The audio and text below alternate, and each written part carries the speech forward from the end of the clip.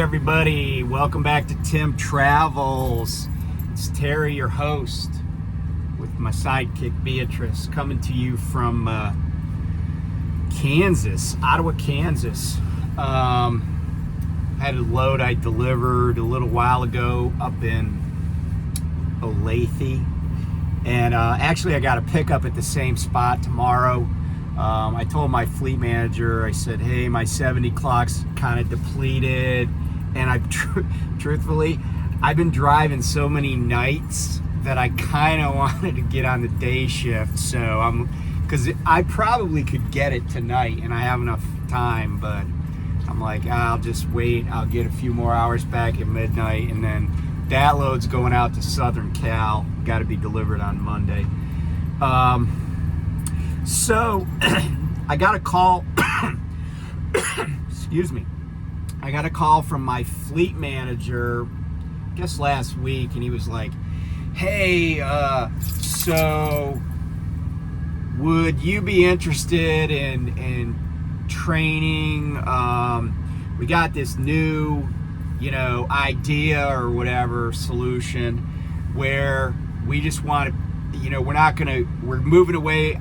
It sounds like their prime is moving away from the pad training where they have just people that work on the pad and train drivers. And we want to do PSD and then have people do TNT because we think we get better results with that, which I feel like is kind of a way of saying we get better results when people have a working relationship or have talked to each other for a while before TNT, which is something that I've said all along. And when I had a meeting a while back with Prime, some of the muckety mucks at Prime, they were like, oh, our eHarmony for trucker system is gets great results. I'm like, okay. So I said, yeah, I would, as long as I can get a trainee that is willing to learn, right? And I got to thinking about like the guy that the two people that I've fairly recently ran into that didn't know jack about how to like slide tandems, didn't understand when the airbags on the trailer would be full and when they would be empty of air, and various other issues that I saw with just immediate issues. And I got to thinking that the pay for trainees, I feel that it's so high at this point that a lot of trainers are like, look, I don't have time to mess around with this person. I don't have time to watch what they're doing. I just need them to drive down the highways and keep it between the mustard and the maynings. And if they learn something by osmosis or observation along the way, that's great.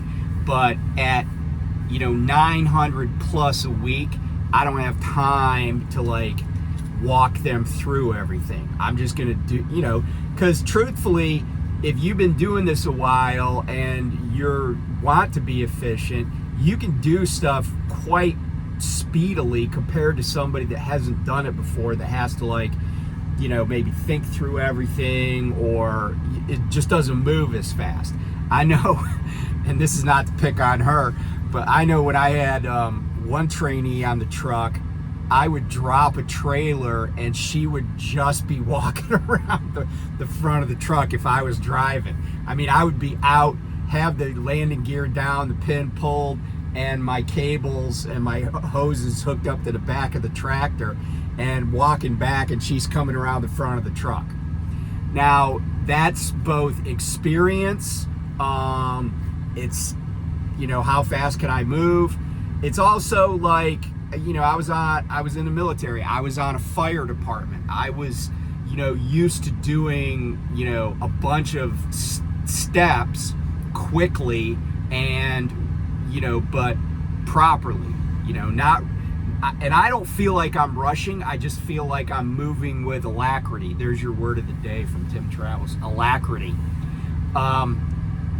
So anyway, I'm not sure that the amount of money that people like me are paying to TNT trainees is not a disincentive for trainers to actually train.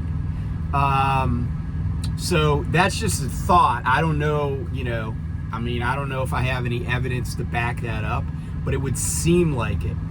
The other thing that, trainees, their disincentive to learn during TNT, but is been, if you look at when we went from 30,000 to 50,000 miles, that is, if you're keeping score at home, that's a 66.6% increase in the amount of training time.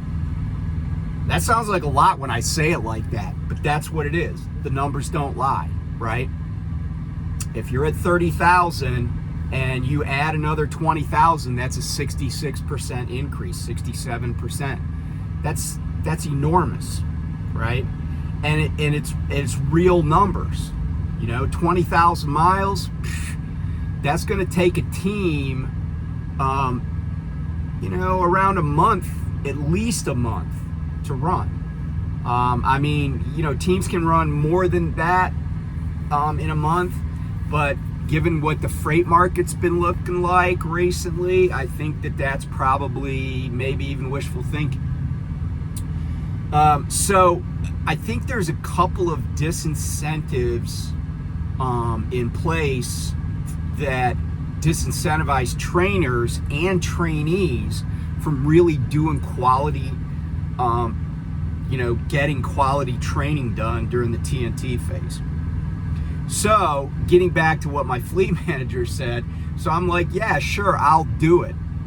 But, I want somebody that wants to learn. And I guess that's what PSD could be used for, where I'm not paying them out of my pocket yet. I could vet them. So maybe that is a little bit better. It might create some, better matches, for lack of a better term, But then he was like, he tells me, oh, you haven't done the PSD course, the PSD trainer course it's been over 2 years since you did that course, so I need you to go retake the course. I'm like, okay, it's 2 days. But then I get a call and he's like, hey, where I called him earlier this week. I was like, hey, what are we doing? Because I had a load that went near Pittston to Allentown. And I said, am I going up? And just as an aside, it delivered at like 01 on Tuesday. So the course is on Tuesday, Wednesdays. So I was like, oh, I'll have time to go up to Pittston. So I called on Monday just to see if that's what he wanted me to do. And he's like, well, it turns out that your net fuel cost per mile is kind of high, and I have to get permission to get you in the class. And I was like, I'm not really sure why that has anything to do with how good of a trainer I could be. And as an aside to that, as a tangent, the reason I believe my net fuel cost is as high as it is, and I'm in the bottom quartile, which when I had my Freightliner, I was never in the bottom quartile ever. I was usually in the top half, and a lot of times in the top quartile. But a couple of things have happened this summer since I've had this truck. So it's only been June, July, August. So this is like the 4th month I've had the truck. So they look back like 90 days or whatever. Well, here's the deal. In the past 90 days, I have had my daughter on the truck, but I also ran in some very, very hot temperatures. In fact, one time when she was on the truck, I think we dropped a load in Southern Cal because we had gone over to my wife's uncle's house, and then we were supposed to pick up a load that canceled out of Southern Cal, and I had to deadhead to Tolleson, Arizona. But I remember that we went and got an empty trailer and started heading towards Phoenix.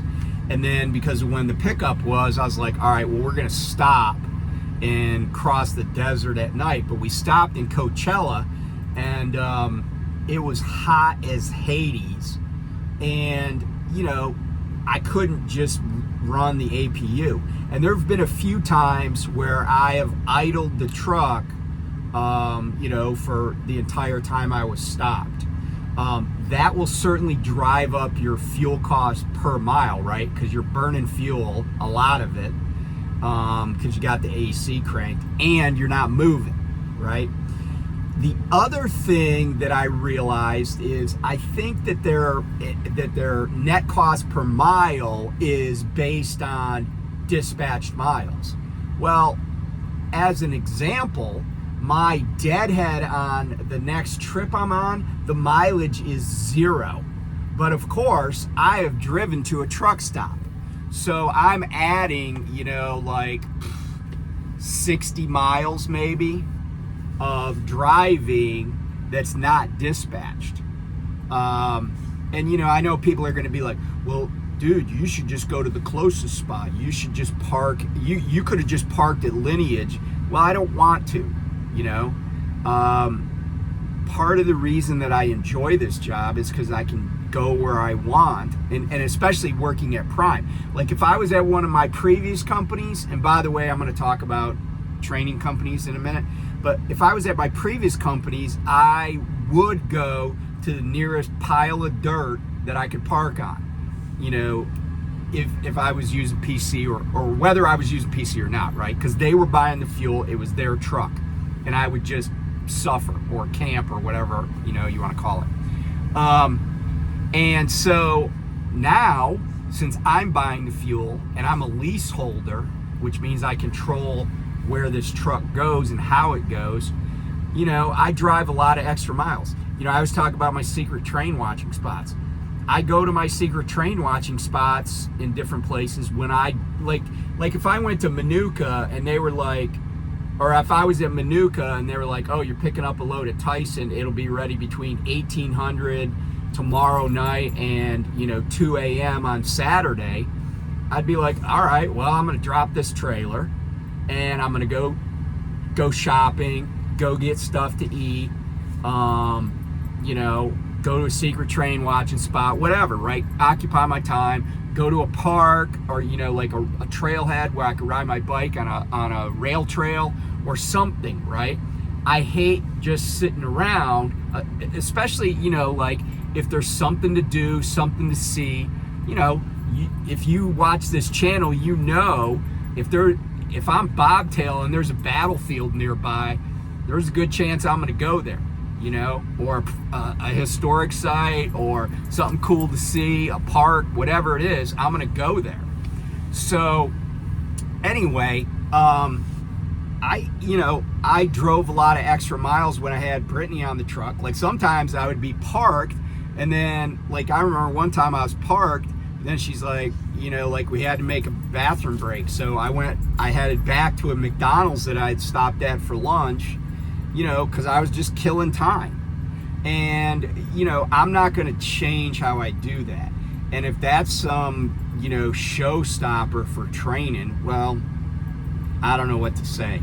But I mean, I kind of, you know, because I look at my mileage, like I just drove here and I got over 10 miles to the gallon. And I think if you look at the mileage on my truck, not the net fuel cost per mile, it would be a lot better because MPG is every mile that I drive, not just dispatched.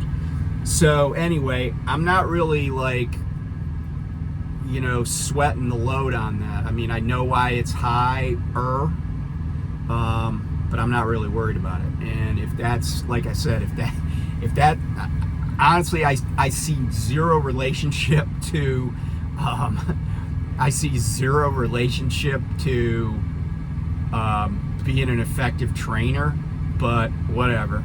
I mean, you know, it's their ball. They can take it and go home if they want. So let's talk about, I was asked, and you know, I apologize. Sometimes I have bad short-term memory. I just looked at this person's name and now I can't remember her name. So I apologize, but I had somebody ask, hey, what do you think are the best training companies, you know, to go to, or what are good ones? And, you know, let me first say this. I don't know. And let me say this second. You know, good is very, very subjective. But let me put it this way. You know, I think we have some kind of a community here. People have trained at all sorts of different carriers, right? I can tell it's probably easier to tell you the companies to avoid than it is to tell you the companies that are good. And you know, but let me just say this. I've said this before. I trained at night, and here's the other caveat, right? Things change pretty quickly. I mean, look at a year ago or whatever, we were at 30,000 miles an hour, 50 for TNT, right? Things change. When I trained at night, which is over 4 years ago, I had a good experience. I trained on the pad in Phoenix, and then I got a trainer out of he was out at the Charlotte terminal and I was out of Carlisle, but he came and picked me up, and I had a great trainer. But I was there to learn, and he was willing to teach me. I've mentioned this before, but he's like the same age as my oldest daughter. And, you know, but he was super mature. He was very businesslike. And, yeah, we had a great relationship. We still talk periodically. But, you know, I know that maybe not everybody at night transportation had the same experience that I did. And so anytime somebody says, oh, this is a great company or this is a crappy company, it all has to be taken with a grain of salt. Because, for instance, some people, like my son texted me and some other folks here at Prime, and he was getting ready to pick up a trainee in Springfield, and the person said, it's a guy, and he was like, you know, my son said, what are your expectations for TNT? And the guy's like, well, I need to be home every week. You know, and my son's like, that's not really a thing. That's not going to work. And he's like, all right, well, I got to check with my baby mama then. You know, and I was just like, and me and some other experienced drivers like, no, don't take that person. Like that's unrealistic, and that person is not going to have a good time in training, right? Or the trainer isn't going to have a good time. So, you know, that it all depends on the person. And I've said this before, if you go into TNT and you get on a trainer's truck and you're, you know, expecting to be home every week or even every 2 weeks, right? You're probably going to be disappointed unless, you know, but conversely, you know, there are trainers, I've heard of trainers that won't run into California. It's like, there's a lot of team loads coming out of there. That can really slow down how quickly that mileage ticks off. So it's really, your training experience is going to be based on two people, you and your trainer. And some people aren't willing to like fire their trainer, you know, and they should be, but they're not. So that's another piece of it. Now, having said all that, do I think Prime is a good company to train at? And the answer is a qualified yes. First of all, I think the training, once you get your CDL especially, it's very lucrative. You know, the training pay, as I've already kind of said, it's almost, I feel like it's probably too high. Not because I'm not a generous guy, like you could ask people that worked for me in the past. It's not that I don't want to share. That's not the reason. I'm just saying that it wouldn't surprise me that some trainers are like, hey, I don't have time for this. I got to get like 11, I got to get 10.9 hours of driving from out of this person daily for it to make sense for me. And for some people, like I needed a training program or wanted a training program when I was looking to go somewhere that paid me something while I was in training. Some companies, they don't pay you while you're in training. Other companies do. So maybe that's an issue. Maybe you're afraid to train at a company that runs, where you're going to be training in the wintertime. So maybe that's a consideration. I've heard that rail transportation or rail transport out of Wisconsin has a good training program. I know a lot of people, well, not a lot, I know several people that have trained at CR England, and no one ever had anything good to say about CR England's training program. And based on what I knew about it the last, little bit, it is scary to me. But maybe some people went through it and they're like, yeah, that was fun, let's do that. And they were all down with it. I don't know. I have never met anybody that was like, yeah, it was awesome. I learned so much, and I was treated so awesome. CRST has a horrible reputation when it comes to training. I've talked about that in the past. But there are other companies out there that do training. I didn't have any problem with Knight's training program, and it wouldn't surprise me that Knight and Swift both have very similar training programs because of how the companies are kind of integrated, share best practices, etc. If you want to go flatbed, I don't think people at TMC make a lot of money, but I'm pretty sure that their training program is really good.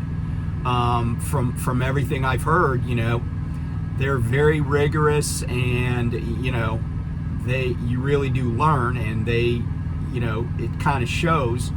But maybe that company over the long haul is not going to be your cup of tea. And again, I have no reason to think Prime's flatbed isn't a solid program. I think Maverick, I talked to them way back when. I thought that they probably had a pretty solid training program, but my recollection of the difference between like TMC and Maverick was that Maverick you didn't get paid in training. You just, once you got on a trainer's truck, you got paid a certain amount per mile, every mile the truck ran. But it was some de minimis amount. I want to say it was maybe around like 10 cents a mile as a trainee. And I guess, so even if that truck was running pretty hard, team flatbed, maybe you're making, if it's 10 cents a mile, maybe you're grossing $500 a week because you're running 5,000 miles a week. $500 a week is what I got paid at night when I was in my trainer's truck. Some of them, like I talked to a guy that had a CDL from a school, and he and I kind of hit it off, and I helped him with some backing and stuff. We were at a truck stop at the same time, and he was a Navy guy. He kind of had some similar experiences as I did. And so, we were shooting the bull, and he said, hey, I went to Butler because they were near my home, which is right here actually in Kansas City. And he said it was something like 360 hours of training. But just if you're keeping score at home, there's 168 hours in a week. So it was a little over 2 weeks, but it was 360 hours. I don't know if that's some magic number. But he was like, man, I did not get trained. He knew it. He was an adult. He'd been in the military.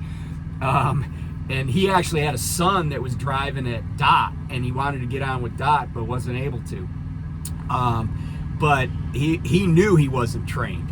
And sometimes that's the even scariest part, is people don't know what they don't know. But he knew. He's like, man, he goes, we just went out and drove, keep it between the mustard and the mayonnaise, and that was the extent of his training. And so, it just varies widely. And every company is going to have their own lingo, and they're going to say things that are different. But if I were picking a training program, I would not, some of these, like I had a guy that at night that I met that had been at CRST, and he said they did this team training where they take two people who both just got their CDLs and put them in a truck. And he said he was scared to death the whole time, because like the other dude who he didn't even really know, he said, I couldn't sleep. I just couldn't sleep, man. He goes, I was so scared all the time. That's not, nobody should live like that. So hopefully some of the folks that watch this, they'll comment, maybe give a little bit of information on the training programs that they went through. And, experience is good, but the newer the information, the better it's probably going to be when it comes to making a choice. And don't be afraid to ask a lot of questions. And don't be afraid to walk away. I had a guy in my class at night transportation who got his CDL at the same day I did, but he had been at CR England and just left. He was like, it was ridiculous. It was dangerous. I just walked away. So that's the other thing is, have a couple of bucks saved up if you can, and don't be afraid to walk away, because at the end of the day, even after you get your license, it's your license and it's your life, right? You screw up in a truck, you can end up behind bars or in the morgue. And you're investing in yourself, you're investing in this career. You don't want it to end abruptly because you had a company that didn't care enough to train you. And that's on the companies. So anyway, I hope people comment, because I want to, more information is better. And then if there's a company that some people are like, hey, I don't like that company, that's different than, do they have a good training program and do people have good training experiences? Because the odds of you staying, we all know people that have been a prime since forever and started out here. And you're going to meet people, there are people at Werner that started there. But the odds are you're not going to stay with the company you started with. The question is, would you go back to that company? Maybe that's a good metric. How much turnover do they have and stuff. But anyway, thanks for watching, and we'll talk soon.